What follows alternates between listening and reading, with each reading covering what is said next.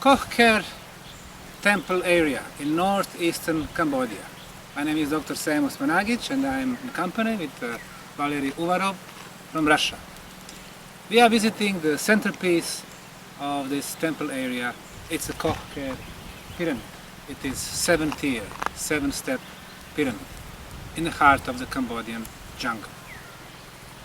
According to historians, the obscure king Jayavarman IV broke away from the central government in today's Siem Reap, or then Angkor Wat, which was the capital of huge kingdom, heading at that time today's territory of Thailand, Vietnam, Laos and Cambodia.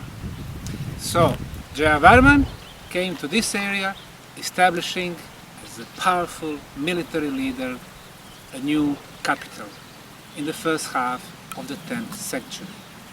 He built 42 temples, a huge complex, even though it was a minor when it comes to size to Angkor complex, which later on consisted of more than 1,000 temples. Now, when we look at this as a pyramid, which is 7 steps, we can see some major features. 7 is the holy number for Hindu religion. 9 was for Buddhists, who came 300 years later. But for Hindu, 7 and 5 were the holy numbers. However, in sacred geometry, the odd numbers, 3, 5, 7, 9, are very important and part of the sacred geometry. What we can find on internet about this structure is wrong when it comes to the size. They are telling us it is about 50 meters long at the sides, 50 by 50 by 37. However, today I measure it, it is 66 meters long by 66 meters and about 40 meters high. It has 7 steps. The first step has 11 rows of blocks. The second one, 13, and all others, 3rd, 4th, 5th, 6th, 7th, they have 11 rows of stones. On the outside, we have sandstone. Inside, we have volcanic stone. Volcanic stone, of course, being very energetical stone because of the content of iron. Also, sandstone known for its conductivity. My feeling is that the structure is built of a very powerful energy point. And the purpose of the structure is to focus the underground energy and then to transfer it through the very top. What we found out was that at the very top there was an opening, a huge chimney going all the way down to the bottom of the pyramid. And it is a common case in the case of the biggest and the oldest pyramids on the planet in other countries. Now, around this area we can see the lakes, we can see canals, and probably they are very important for the king. The architects for sure advised him to make the series of lakes and canals for 2 reasons. The first one, religiously, for Hindu religion, it was very important to have an idea about the proto or pra-ocean. But secondly, from the practical reasons, it was important to have those canals as the irrigation channels.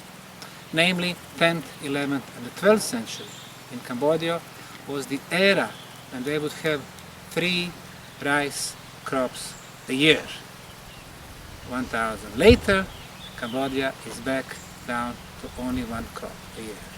With the 3 crops a year, they were able to have such sufficient food supplies and to become a regional power, second to China in Asia. And that's the reason why they had huge resources to build pyramid temples on such a large scale.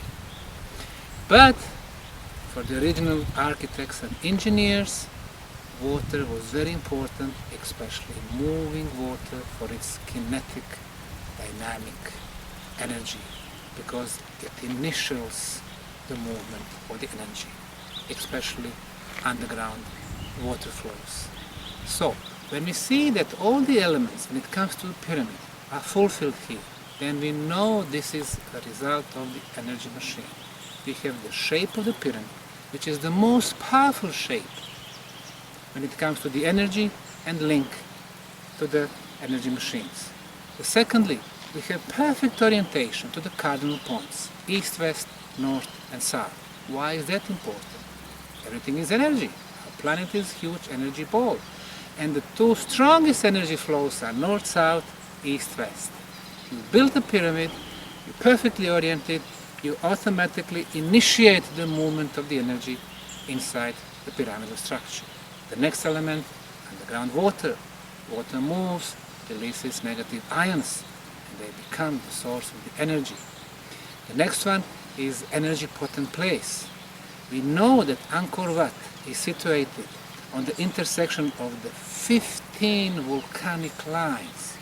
Volcano means movement of the lava, iron, minerals, energy. So the ancients were very smart. Plus, we have the system of the concentric squares here. The temples in Cambodia, always concentric squares, meaning they were focusing the energy. At the very top, we were able to see the hole, which is 1.5 by 1.5 meters, going all the way down. And what's interesting, on the very top are the biggest blocks. When we start from the base, the blocks are between 500 kilograms and 2,000 kilograms, 2 tons. But at the very top, they are from 3.5 tons to 7 tons.